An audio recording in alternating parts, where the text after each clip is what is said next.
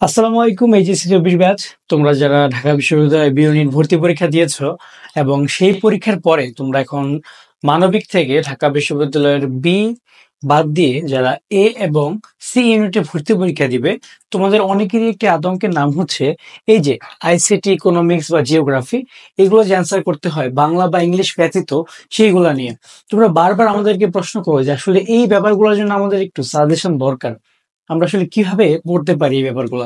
তো আসো আমরা একটু দেখি। সো প্রথমত আমরা দেখো, এখানে আমাদের আইসিটি, ইকোনমিক্স আর জিওগ্রাফি, এগুলো তোমরা কিসের জন্য পরীক্ষা দিচ্ছ? ঢাকা বিশ্ববিদ্যালয়ের এ এবং সি ইউনিটের জন্য, তাই না? সো দেখো, এই সাবজেক্টগুলো কি খুব বেশি কঠিন করবে তোমার কি মনে হয়? এই সাবজেক্টগুলো থেকে প্রশ্ন একদম সারফেস লেভেল এসে থাকে, কারণ এ আর সি ইউনিটে হিউম্যানিটিস এর জন্য খুবই অল্প সিট, একটা যাচ্ছে 23টার মতো, একটা যাচ্ছে 51টার মতো। সো এখানে কিন্তু কোশ্চেন খুব বেশি মানে কঠিন করার কোনো মানে হয় না। তো দেখো আমরা কিভাবে পড়তে পারি। প্রথমত আমরা কথা বলবো এমসিকিউ এর জন্য। এমসিকিউ অংশের জন্য তুমি সবচাইতে ভালো হবে তুমি যদি তোমার যে বোর্ড বইগুলা তুমি এইচএসসি লাইফে পড়েছো, এক্স্যাক্টলি যে বইটা তুমি এইচএসসি লাইফে পড়েছো, সেটা আইসিটি হোক, ইকোনমিক্স হোক অথবা জিওগ্রাফি হোক, এই বইগুলো যদি তুমি তোমার বোর্ড বইয়ের যে এমসিকিউ গুলো আছে, তারপর শর্ট কোশ্চেন গুলো আছে, তো তোমার বোর্ড বইটা নাও, তোমার বোর্ড বইয়ের পেছনে দেখবা অনেকগুলো এমসিকিউ থাকে, 50টা হতে পারে, 60টা হতে পারে, 120টা হতে পারে, কিছু শর্ট কোশ্চেনও থাকে। স্পেশালি যেগুলো আমাদের বোর্ডে এসেছিল, আমাদের বোর্ডে আসা প্রশ্নগুলো কিন্তু বারবার এসে থাকে ঢাকা বিশ্ববিদ্যালয়ের ভর্তি পরীক্ষাগুলোতে। আমি জানি তোমরা এইসব ব্যাপার নিয়ে গাইডলাইন অনেক কম পাও, কারণ এটা হচ্ছে মাত্র 1-2 বছর ধরে চালু হয়েছে, তো প্লাস সিটও অনেক কম, সো জিনিসগুলো একটু অবহেলার মধ্যে থাকে। সো তো আমরা প্রথমে কি করব, আইসিটি। আর আমরা দেখো, প্রথমত তোমার ঠিক করতে হবে তুমি অ্যান্সার করবা কি কি।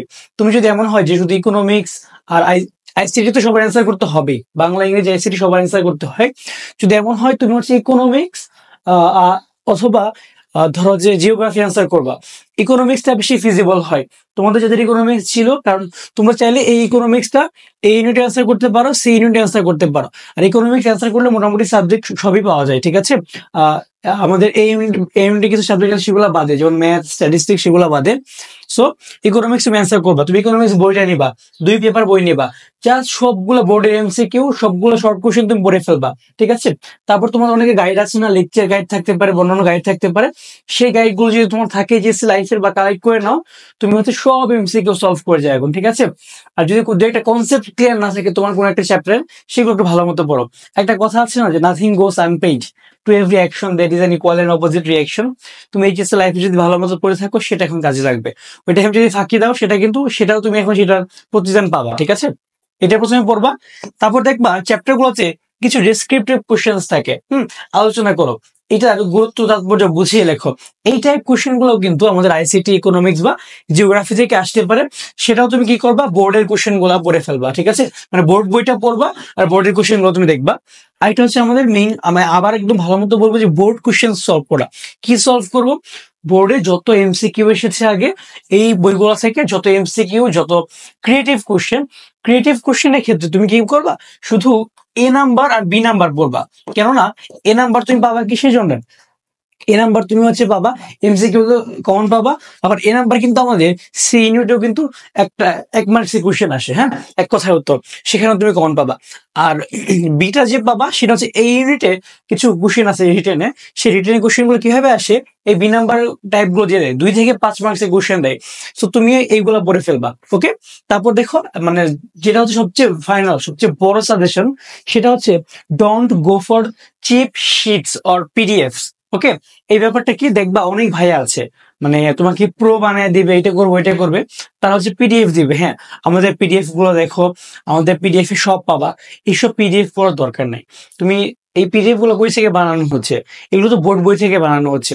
এইসব পিডিএফ পড়লে তুমি দেখবা যে কমন পড়ে নেই, অনেক কিছু কি ছোট করে বানানো পিডিএফ গুলো। তার চেয়ে তুমি কি করো, তুমি বোর্ড কোশ্চেন গুলো পড়ো, তুমি হচ্ছে বোর্ড বইয়ের এমসিকিউ গুলো সলভ করো, তাহলে তো হয়, তাই না। তুমি এসব পিডিএফ পড়ে গেলা, সে কি মানে যে পিডিএফ দিচ্ছে সে কি কোশ্চেন করছে তোমার ঢাকা ইউনিভার্সিটি, করছে না।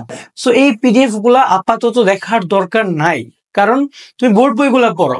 তুমি আগে বছরের একটা দুটো কোশ্চেন দেখো, সব বোর্ড বই থেকে আসতেছে, স্পেশালি যেগুলো বোর্ড কোশ্চেন সেগুলো থেকে আসতেছে, খুবই সহজ প্রশ্ন হচ্ছে, হ্যাঁ, খুবই বেসিক লেভেলের। সো এরকম কোন পিডিএফ এর ধান্দায় পড়ার কোনো দরকার নাই। আমি বলবো তুমি এগুলো আপাতত সলভ করো। আপাতত এইভাবে তুমি যদি পড়তে পারো কয়েকটা দিন, ডিইউ এ আর সি ইউনিট, এই দুটো ইউনিটের জন্য তোমার আমি মোটামুটি আজকের ক্লাসটাতে কি এমসিকিউ রিটেন দুইটারই ইকোনমিক্স, জিওগ্রাফি, আইসিটি প্রিপারেশনের কথা বলে দিলাম, ঠিক আছে? আর বাংলা ইংলিশেরটা আলাদাভাবে আসলে বলার দরকার নেই এভাবে, কারণ তুমি বি ইউনিটে যে প্রস্তুতি নিয়েছিলে রিটেন এবং এমসিকিউ এর জন্য, সেম প্রস্তুতি তুমি জাস্ট আরেকটু গো থ্রু করো ব্যাপারগুলোকে। আমি বলবো এই কয়েকদিনে ওই ব্যাপারগুলো তোমার পড়া আছে, তুমি হচ্ছে এই সাবজেক্টগুলো একটু ভালো মতো দেখতে পারো, কারণ এগুলো কিন্তু অনেকদিন ধরে তোমার দেখা হয় না, ঠিক আছে? এভাবে পড়াশোনা করো। ধন্যবাদ সবাইকে, আসসালামু আলাইকুম।